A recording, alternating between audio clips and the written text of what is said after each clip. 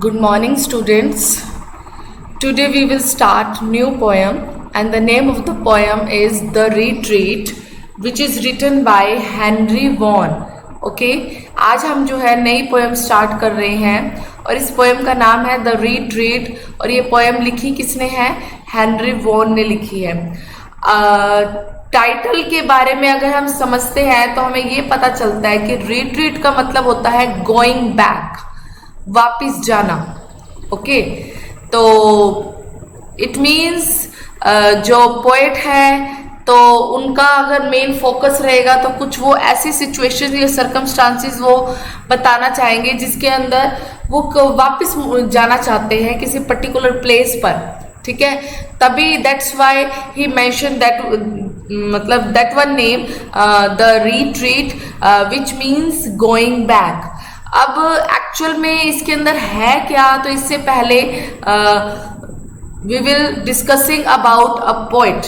Okay, after that we will discussing about a poem as well. जो poet रहे हैं Henry von जो रहे हैं, सबसे मेन चीज जो इनके लिए यही आ रही है, he was the famous metaphysical poet. अच्छे से बहुत बढ़िया मेटाफिजिकल पोएट रहे और डिवोशनल पोएट भी रहे। तो मेटाफिजिकल का मीनिंग मैंने पहले भी एक बार बताया था, एक बार दोबारा से मेंशन कर देती हूँ। मेटाफिजिकल पोएट है as well as devotional poet. Metaphysical का मतलब होता है बियॉन्ड फिजिकल, बियॉन्ड मतलब जो इस संसार से परे होकर जो बातों पर या जो भी पॉइंट्स पर कुछ राइटिंग्स लिखी जाती है उन्हें कहा जाता है, उनके लिए यूज किया जाता है मेटाफिजिकल। ठीक है, और डिवोशनल पोएट कहा गया तो दैट मीन्स ये स्पिरिचुअल भी है, गॉड से रिलेटेड भी इसके अंदर बातें होंगी। तो it means the complete story is based on a spirituality. Okay, spirituality पर बेस्ड है। डिवोशनल पोएट कह रहे हैं, मेटाफिजिकल पोएट आ रहा है। अब एक्चुअल में इस पोएम के अंदर हम पढ़ते क्या है, जिसके अंदर जो पोएट है वो ये कहता है he wants to going back. अब वो कहाँ जाना चाहता है, कौन सी जगह पर जाना चाहता है, कौन से टाइम पीरियड में जाना चाहता है, वो था childhood.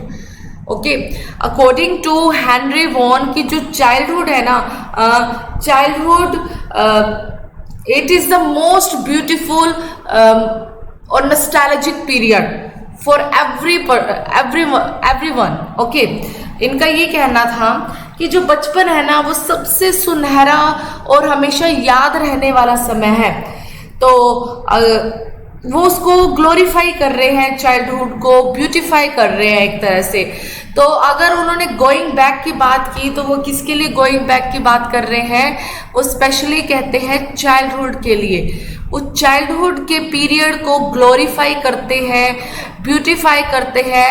Y is that so? Because according to him this one is the period which is most beautiful period, best period of man's life even then. Okay, so it means the poet recalls the days of his childhood। और जब वो recall कर रहा है, revive कर रहा है और तभी उसको लगता है he should go back to his early days, कि उसे वापस जाना चाहिए उन दिनों में।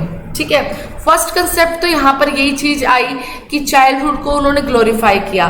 सेकेंड कंसेप्ट इसके अंदर ये चीज आती है कि इसके अंदर जो है ना हेनरी वॉन जो है कंटिन्यूसली बात करते हैं, ही टॉक्स अबाउट गॉड, भगवान के बारे में, एंजल्स,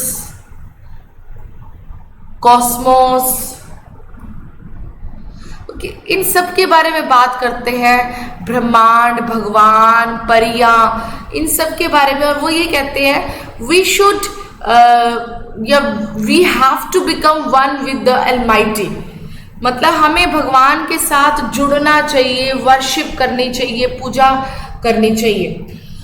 और सेकेंड एस्पेक्ट इसके अंदर ये भी लिया गया है, according to him if a person is living in a childhood period that means it is the first place for him. उसके लिए वो पहली जगह है, पहला स्थान है, which is completely related to a heaven. तो चाइल्डहुड पीरियड जो है वो एक हेवन से रिलेटेड है, बट जब वो चाइल्डहुड के टाइम को वो क्रॉस कर जाता है बड़ा हो जाता है, एडल्टहुड में आ जाता है, तो इमीडिएटली वो सेकंड रेस में जंप कर जाता है, दूसरे जन्म में वो आ जाता है। और जो दूसरा जन्म है वो किससे रिलेटेड है? अर्थ से रिलेटेड। ओके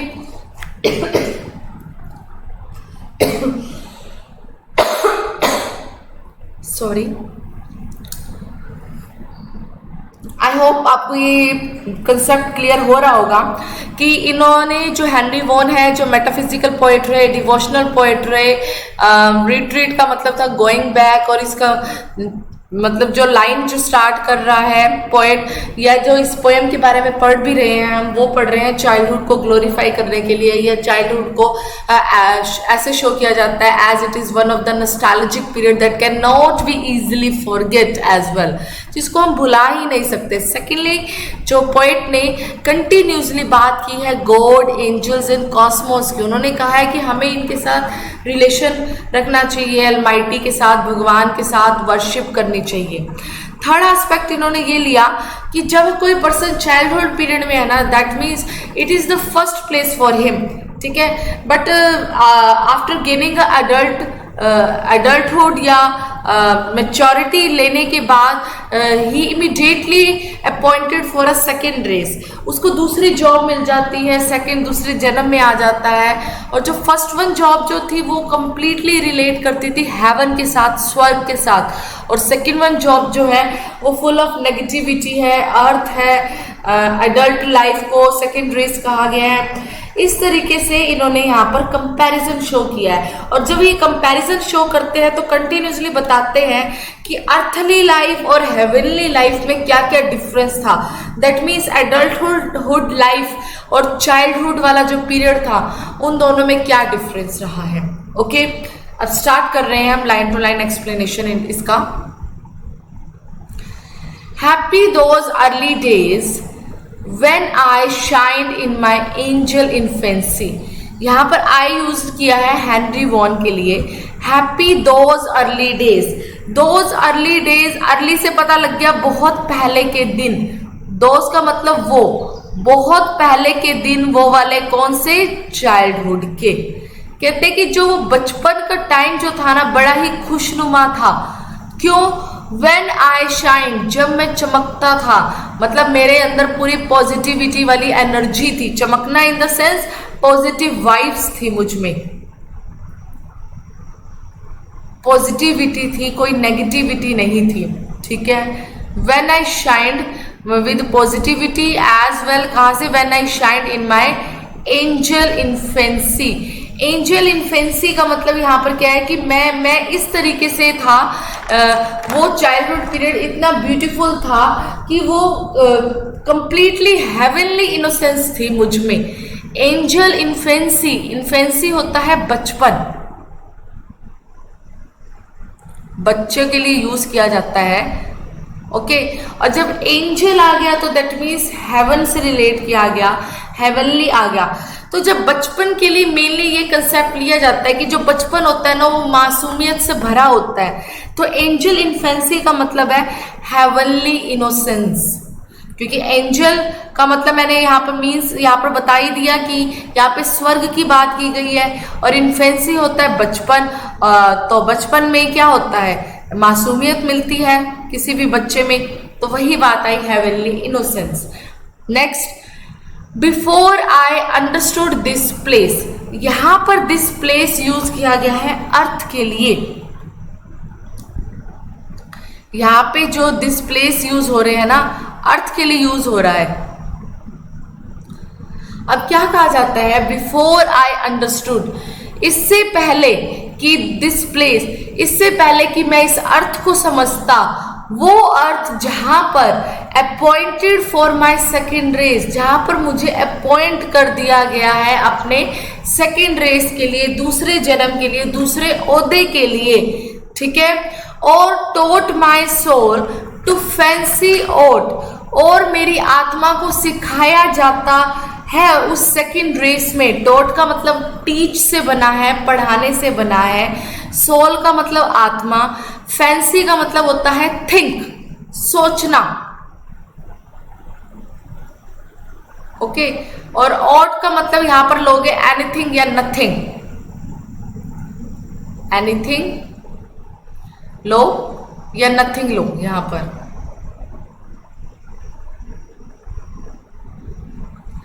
तो यहां पर कहना क्या चाह रहे हैं पोएट? पोएट ये कह रहे हैं कि अभी मैं इस प्लेस को, जगह को समझा भी नहीं था कि तो मुझे उसी दौरान ही यहाँ पर पोएटिक लैंग्वेज ऐसे भी कहीं ना कहीं शो हो रही है। अगर मैं फिर से थर्ड लाइन पढ़ूं, before I understood this place, अगर मैं दिस प्लेस को चाइल्डहुड से लूं, बचपन से लूं, तो यहाँ पर पोएट ये कहते हैं कि अभी मैंने अपने बचपन के टाइम पीरियड को अच्छे से एंजॉय भी नहीं किया था, उसको समझा भी नहीं था कि इससे पहले मुझे कहाँ पर अपॉइंट कर दिया गया, सेकंड रेस के लिए अपॉइंट कर दिया गया, और मेरी आत्मा को सिखाया जाता था कि वो कुछ भी सोचे, ठीक है, पर but a white celestial thought, but उसमें किस चीज की कमी रही थी? वाइट। वाइट का मतलब क्या होता है कि एकदम प्योर, जहां पर बिल्कुल लाइट है, किसी भी चीज की नेगेटिविटी नहीं है, वैसे कैलेस्ट्रियल थॉट्स, वैसे हेवनली थॉट्स की वहां सोचने की कमी थी उस दौरान। कब? जब उसने गेन किया था सेकेंड रेस, या जब उसने गेन की थी एडल्ट लाइफ। ओके, तो यहाँ पर कैलेस्ट्रियल थॉट्स का मतलब क्या है? एक तरह से यहाँ पर heavenly thoughts, pure thoughts, peaceful thoughts की बात की गई है। कैलेस्ट्रियल थॉट्स का मतलब क्या है? प्योर एंड पीसफुल थॉट्स के बारे में यहाँ पर कहा गया है। प्योर एंड पीसफुल, ओके, इन दोनों के बारे में कहा गया है। यहाँ पर साथ के साथ मैं कह सकती हूँ कि एक तरह से यहाँ पर मेटाफर भी यूज हुआ है। मेटाफर यूज होने का मतलब ये है कि ये एक ऐसी फिगर ऑफ स्पीच है कि जहाँ पर किसी चीज के साथ तुलना की जाती है, कंपैरिजन किया जाता है, but that can not be easily seen, पर वो कंपैरिजन हमें आसानी से दिखता नहीं है। तो यहाँ पे क्या कंपैरिजन हो रहा है? यहाँ पे कंपैरिजन हो रहा है चाइल्डहुड और एडल्टहुड के टाइम। तो इन दोनों के बीच में हो रहा है। एडल्टहुड के लिए उन्होंने ये कहा कि फैंसी ओट हो, मतलब थिंक एनीथिंग, ओके, कुछ भी सोचने के लिए बोला गया। और जब नीचे फर्स्ट रेस की बात आई, फर्स्ट प्लेस की बात आई, तो वहां पर कहा गया कि थॉट्स कैसे होने चाहिए, कैसे सोचना चाहिए, हेवनली सोचना चाहिए, प्योर सोचना चाहिए, पीसफुल सोचना चाहिए।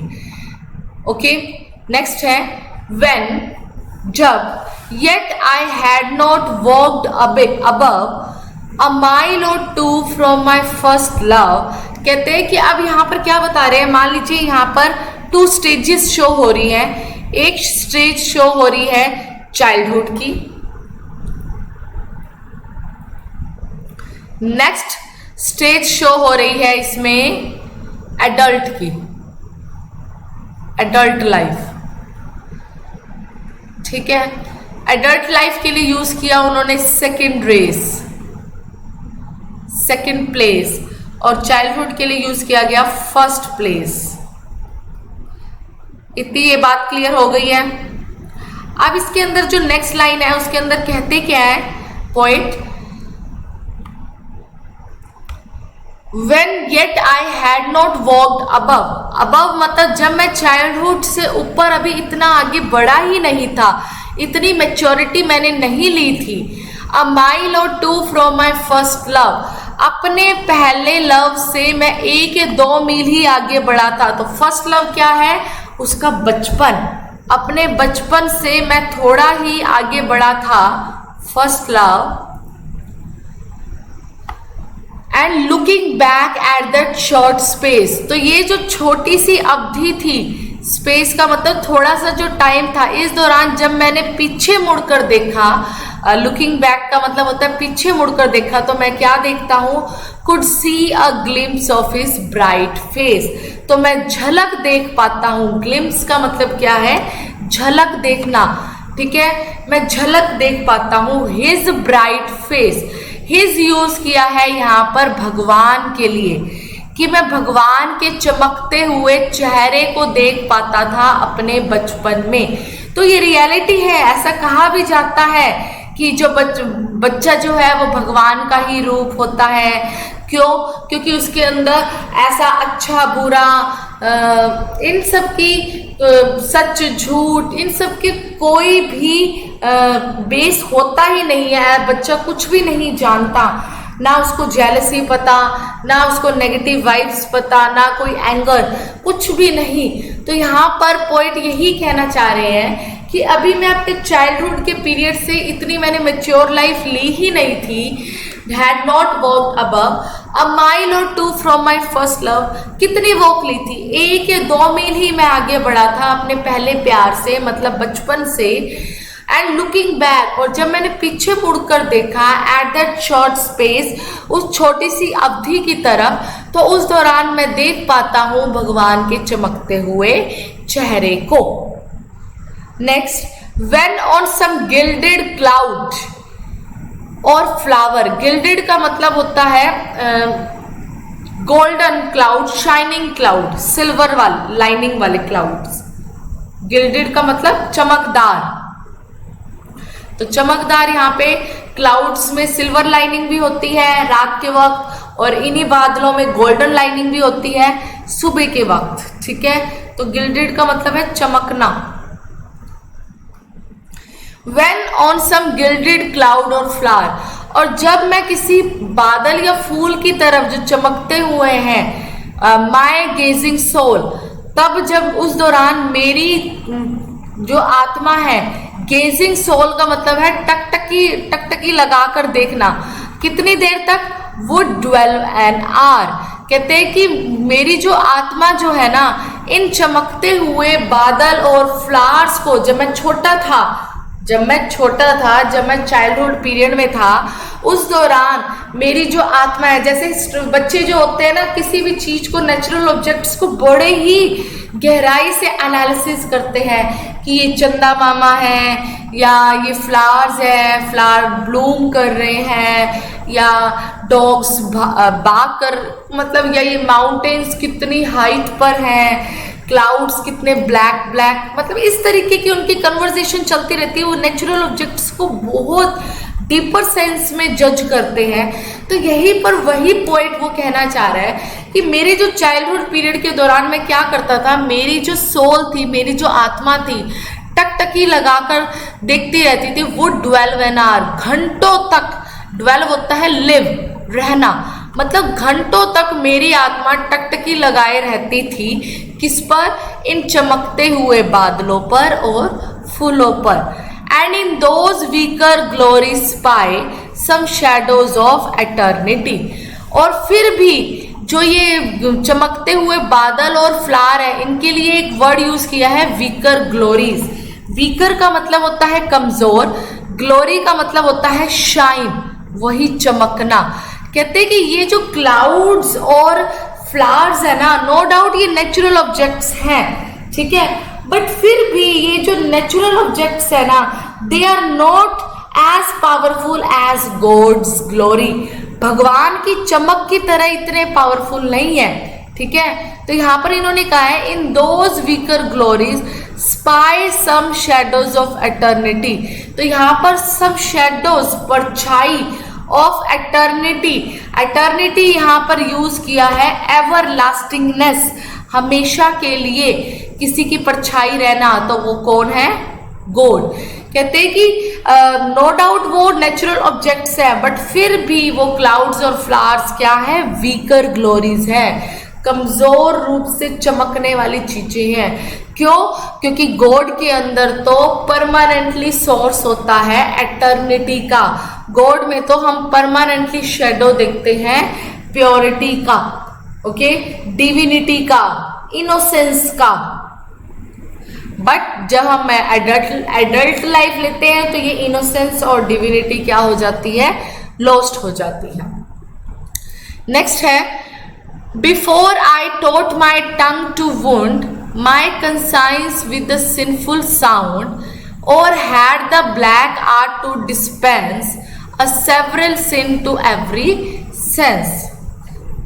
तो यहां पर क्या कहा है? बिफोर आई टॉट, इससे पहले कि मुझे सिखाया जाता, पढ़ाया जाता, मेरी आत्मा को, मेरे बोलने के ढंग को, टंग का मतलब क्या है, वे ऑफ स्पीकिंग, टंग का मतलब यहाँ पर क्या लेंगे, वे ऑफ स्पीकिंग के लिए कहा गया है कि इससे पहले कि मेरी आत्मा को या मुझे ये सिखाया जाता कि मैं अपना बोलचाल इस तरीके से कर लूं कि लोगों को ज्यादा से ज्यादा जो है वुंड दूं, जख्म दूं। वुंड का मतलब क्या होता है, जख्म, और जख्म देने के साथ साथ मेरी जो कंसाइंस है, मेरी जो आत्मा है, वो कैसी भर जाए, with a sinful sound. Sinful sound का मतलब क्या होता है, पाप से भरे हुए, सोच से भर जाए, सिनफुल साउंड। सिन का मतलब होता है पाप। तो यहाँ पर यही कहा गया है कि इससे पहले कि मुझे सिखाया जाता, मेरे बोलने के ढंग को सिखाया जाता, कि मेरा वे ऑफ टॉकिंग जो है इतना अग्रेसिव हो जाए, इतना रूड हो जाए कि मेरी आत्मा जो है लगातार सिनफुल साउंड प्रोड्यूस करे, और या फिर हैड द ब्लैक आर्ट, और या मुझे एक ऐसी कला, बुरी कला सिखा दी जाए। ब्लैक आर्ट का मतलब है गलत कला या बुरी कला, नेगेटिव आर्ट के लिए भी कहा गया है। फिर मुझे एक ऐसी आर्ट सिखा दी जाए, टू डिस्पेंस। डिस्पेंस का मतलब होता है डिस्ट्रीब्यूट करना, बांटना, कि मेरे को एक ऐसी कला सिखा दी जाए कि जो मैं बांटता रहूं। क्या बांटता रहूं, a several sin to every sense, कि हर हालत में मुझे कुछ भी ना पता हो, सिर्फ क्या पता हो कि मैंने जख्म ही जख्म, बुराइयां ही बुराइयां, पाप ही पाप करने हैं हर हाल में। ठीक है, इससे पहले कि मुझे ये सब कुछ सिखाया जाता तो मैंने क्या महसूस किया, अगली लाइन पढ़ना, बट फेल्ट, पर मैंने महसूस किया, through all this fleshly dress. Fleshly dress का मतलब क्या कहा गया है, मैंने महसूस किया इसी फिजिकल बॉडी के दरमियान। फ्लशली ड्रेस का मतलब क्या है, ऐसी फिजिकल बॉडी जो हमारी मेच्योर लाइफ में थी, फिजिकल बॉडी। क्या महसूस किया, ब्राइट शूट्स ऑफ एवरलास्टिंगनेस, हमेशा के लिए चमकने वाला, शाइन करने वाला। क्या, एवरलास्टिंगनेस मतलब भगवान को महसूस किया, भगवान की सेंस को समझा, जो एंडलेस है, एटर्नल है, that can never be end, even then, जो कभी भी खत्म नहीं होगा। Okay, oh how I long to travel back. Long का मतलब होता है इच्छा करना। आई लॉन्ग का मतलब क्या है, इच्छा करना।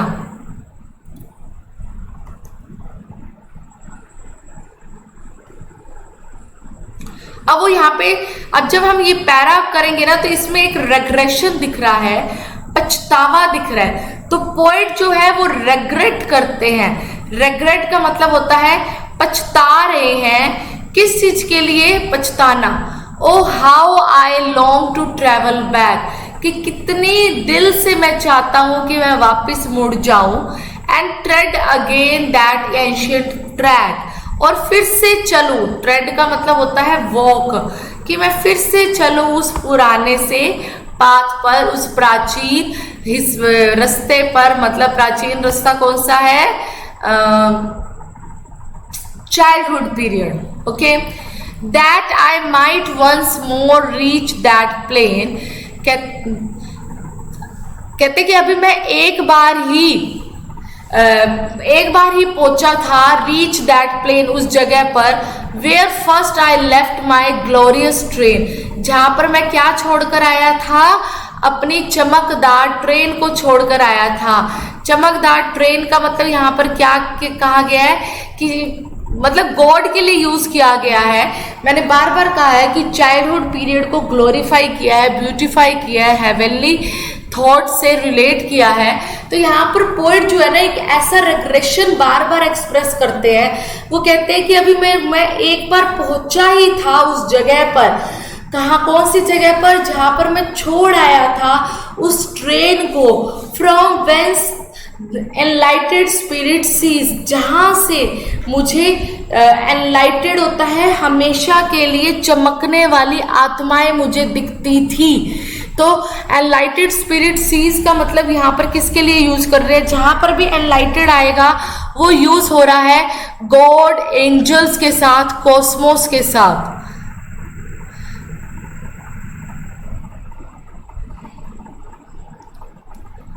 ठीक है, वहां से मैं महसूस कर पाता था, उन आत्माओं को मैं देख पाता था। स्पिरिट का मतलब होता है आत्मा।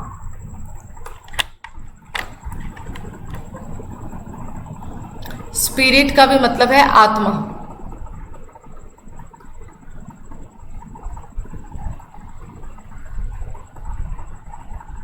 Okay, that shady seat of city of palm trees. अब यहाँ पर पाम ट्रीज वर्ड यूज किया गया है, ये सिटी और शेडी ट्री सिटी यूज की गई है।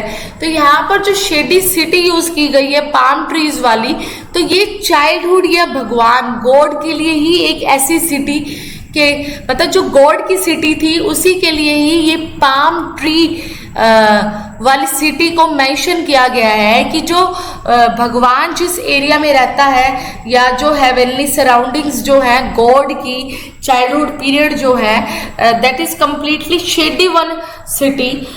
इवन देन क्यों शेडी वन सिटी है, it is full of palm trees, that means there is not any negativity, everywhere we see a positivity vibe, positive vibes. That means there we find a lots and lots of shadow and support. Even then बहुत support मिलता है, shadow मिलती है हमें वहाँ। But ओहो, पर फिर भी my soul with too much stay, पर मेरी जो आत्मा है अब इतनी ज़्यादा जो है इस सेकंड प्लेस पर, इस अर्थ पर रह चुकी है। टू मच स्टे का मतलब कि यहाँ पर किसके लिए यूज़ किया गया है, अर्थ के लिए यूज़ किया गया है कि मेरी आत्मा इस अर्थ पर इतनी ज़्यादा रह चुकी है, is drunk and staggers in the way, कि अब ऐसा लगता है कि मेरी आत्मा ने कहीं ना कहीं ड्रंक मतलब एक तरह से बेहोश हालत में है, अनकॉन्शियस माइंड है उनका, किसी भी पर्सन का, एंड स्टैगर्स इन द वे, और इतना ज़्यादा ड्रंकेड माइंड हो चुका है कि वो रास्ते में अब डगमगाता है, लड़खड़ाता है। स्टैगर्स का मतलब होता है डगमगाना, रास्ते पर डगमगाना।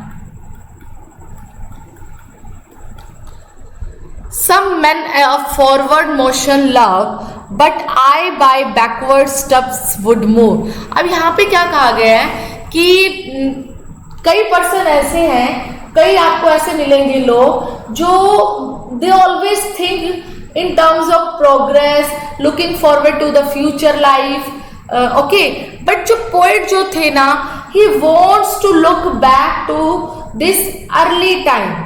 Why is that so? Because at that time he was in continuously touch with the heaven or and have a glimpsing power of eternity।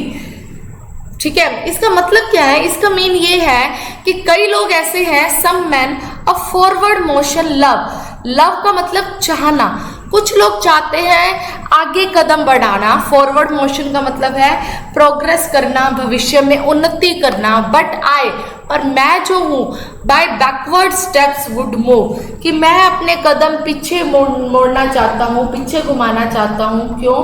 Because I prefer to look back to this early time, कि मैं चाहता हूँ कि मैं इस early time को फिर से देखूं। Why is that so? Because at that time he was in continuously touch, complete have a touch with the God or a heaven, heaven के साथ complete touch था उसका। And when this dust falls to the earth, अब यहाँ पे solution भी दे रहा है वो पोएट जो है, सॉल्यूशन भी हमें दे रहा है। वो ये भी कहता है कि मैं चाहता ज़रूर हूँ कि मैं एशियन ट्रैक पर चलूँ, अपने बचपन पे वापस आ जाऊँ। तो क्यों? क्योंकि जो वो सिटी है वो शेडी सिटी है, सपोर्टिंग लाइफ है, पाम ट्री से फुल ऑफ भरी हुई है, फुल ऑफ है, एनलाइटेड स्पिरिट मुझे वहाँ पर दिखती है। वहाँ की जो ज़िंदगी है वो ग्लोरियस ट्रेन कहलाती है, ठीक है, जो बड़ी ही चमकदार है, पॉजिटिविटी से भरी हुई है।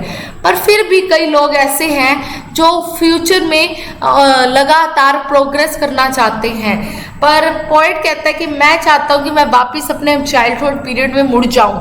अब वो कहता है कि ये तो मेरा सिर्फ चाहना भर है, पर मेरे चाहने से ऐसा हो नहीं पा रहा। इसका सॉल्यूशन क्या है? अपने चाइल्डहुड टाइम में मैं कैसे पहुंच पाऊंगा? व्हेन दिस डस्ट का मतलब होता है मिट्टी। अब ऐसे कहा भी जाता है कि हम मिट्टी के ही बने और मिट्टी में ही हमने मिल जाना है, ऐसा ये व्यू रहता है। तो यहाँ पर dust is used for our body after death, which is body के लिए यूज किया गया है। एंड एट द टाइम कब की बात की जाएगी? Which is after our death, हमारी मृत्यु के बाद का टाइम। कहते हैं कि ये जो डस्ट है फॉल्स टू द अर्न का मतलब क्या होता है? एक बर्तन होता है, ठीक है। और जब हमारे अस्थियां जो किसी पर्सन की एक बर्तन के अंदर डाल दी जाती है, ठीक है, तो उसी के लिए बात की गई है। कहते हैं कि जब मेरी बॉडी की जो अस्थियां हैं वो उसमें डाल दी जाएगी, इन दैट स्टेट, तभी उसी अवस्था में आई केम, मैं फिर से वापिस आऊंगा, एंड रिटर्न, फिर से वापिस आऊंगा। कहाँ पर मेरी कमिंग बैक हो जाएगी? मेरे चाइल्डहुड पीरियड के अंदर। मतलब डेथ के बाद मुझे फिर से नया जन्म मिलेगा, और नया जन्म मिलने के बाद ही मेरी आत्मा को नया जन्म मिलेगा, और उस जन्म के बाद ही मैं अपने चाइल्डहुड पीरियड को फिर से एंजॉय कर पाऊंगा। तो मीन्स यहाँ पर जो पोएम है, वो पोएम के अंदर जो है ना, हेनरी वोन जो है वो पहले तो अपना एक्सप्रेस करते हैं लॉस ऑफ हेवनली इनोसेंस, ठीक है। उनको इस चीज का नुकसान महसूस करते हैं कि अब मेरे को स्वर्गीय अनुभव नहीं होते, या स्वर्गीय मासूमियत नहीं है मुझ में। तो वो स्ट्रगल कर रहे हैं लगातार अपनी मोर्टल लाइफ के साथ। मोर्टल लाइफ क्या होती है? जो किसी ना किसी दिन खत्म हो जाएगी। क्यों स्ट्रगल कर रहे हैं? Because he wants white and celestial thoughts.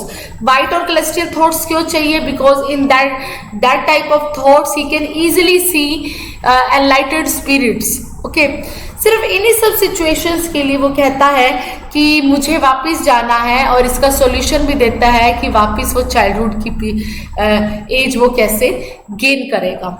Okay, तो जो कंप्लीट पोएम है वो चाइल्डहुड पर बताई गई है। चाइल्डहुड को ग्लोरीफाई किया गया है, उसे ब्यूटीफाई किया है, प्यूरिफाई किया गया है। नॉस्टैल्जिक पीरियड कहा गया है, that can not be easily forget. Nostalgic का मतलब होता है यादगार, हमारी यादें जो बहुत ही बढ़िया वाली है, उनको कहा जाता है। इस तरीके से पोएम काफी अच्छी है, बहुत ही इंप्रेसिव रही है। आई होप आप सब स्टूडेंट्स को ये पोएम अच्छे से समझ में आ गई होगी। Okay students, thanks a lot.